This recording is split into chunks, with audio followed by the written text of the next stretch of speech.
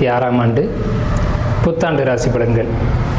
இந்த மேச ராசிக்கு 2026ஆம் ஆண்டு புத்தாண்டு பலன்கள் எப்படி இருக்குது அப்படின்னு நம்ம பார்க்குறதுக்கு முன்னாடி மனைவி அஸ்ட்ரோ வாஸ்து ரங்காவினுடைய பலன்கள் எப்படி இருக்குது அப்படின்னு பார்த்தீங்கன்னா, 2026ஆம் ஆண்டு புத்தாண்டு புது வசந்தமாக தான் உங்களுக்கு இருக்க போகுது. 2025 காட்டிலும் உங்களுக்கு 2026 ரொம்பவுமே சிறப்பான ஆண்டு. எப்படின்னு கேட்டிங்கன்னா, 2025 நீங்கள் சில மருத்துவ செலவுகள் சந்திச்சிருப்பீங்க. அந்த மருத்துவ செலவுகள் தொடரும். அதே நேரத்தில் அதில் ஒரு முன்னேற்றம் உங்களுக்கு கண்டிப்பாக இருக்கும்.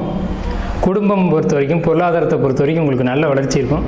அன்றாட செலவுகளுக்கும் சரி, சேமிப்புக்கும் சரி, உங்களுக்கு நல்ல ஒரு ஆண்டாக இந்த 2026 இருக்கும். உடன் பிறந்தவங்க, சுற்றத்தார், இவங்களை பொறுத்த வரைக்கும் உங்களுடைய யாரையும் நம்ப வேணாம். உங்களுடைய உள்ளுணர்வுக்கு ஏற்ற மாதிரி நீங்கள் முடிவு செஞ்சு பார்த்துக்கோங்க. புதிய சொத்துக்கள் வாங்கணும் அப்படின்னு ஆசைப்பட்டீங்க, அதாவது கார் வாங்கணும் அப்படின்னு ஆசைப்பட்டீங்க அப்படின்னா உங்களுக்கு கண்டிப்பாக இந்த 2026 வாங்கக்கூடிய அமைப்பு இருக்குது. தொழில் பண்ணக்கூடியவங்களை பொறுத்த வரைக்கும் தொழில் முன்னேற்றம், தொழில் வளர்ச்சி இதெல்லாம் ரொம்பவுமே சிறப்பாக இருக்குது. புதிய முதலீடுகள் மட்டும் எச்சரிக்கை தேவை. நண்பர்கள் எல்லாரையும் நம்ப வேண்டாம். ரொம்ப டெப்த்தாக யாரை வச்சுருக்கீங்களோ அவங்கள்ட்ட கலந்து ஆலோசனை பண்ணி யாரை நீங்கள் நம்பலாமோ அது உங்கள் உள்ளுணர்வுக்கே தெரியும். அந்த நம்பிக்கையினோட நீங்கள் யாரை நம்புவீங்களோ அவங்கள்ட்ட கேட்டு ஒரு ஆலோசனை பண்ணி நீங்கள் முடிவுக்கு வாங்க. குழந்தை இல்லைன்னு சொல்லக்கூடியவங்களுக்கு இந்த ஆண்டு 2026 மருத்துவத்தின் மூலம் குழந்தை கிடைக்கும்.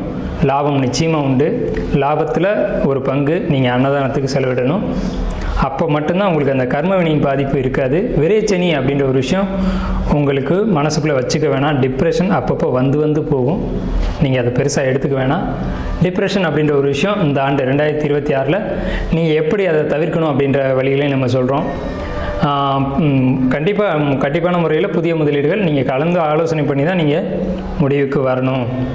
அதே சமயத்தில் இயற்கையோடு நீங்கள் டைம் ஸ்பெண்ட் பண்ணணும். இயற்கையோடு அப்படின்னா ஒரு கோயிலுக்கு, ஆலயங்களுக்கு போகிறது, மலை பிரதேசங்களுக்கு போகிறது, நடைப்பயணம் போகிறது, மாலை அணிஞ்சிக்கிறது, மாலை அணிஞ்சிட்டு கோயிலுக்கு போயிட்டு வருது, இந்த மாதிரி விஷயங்களை நீங்கள் பண்ணணும்.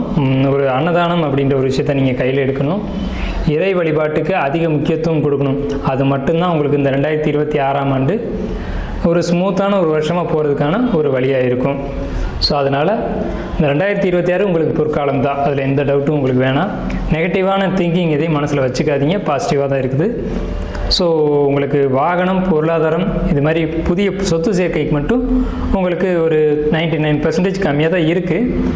மற்றபடி வருமானத்துக்கு பிரச்சனை இல்லை, தொழில் பிரச்சனை இல்லை. தொழில் மட்டும் சிந்தித்து செயல்படணும். நன்றி, வாழ்த்துக்கள், வாழ்க வளமுடன்.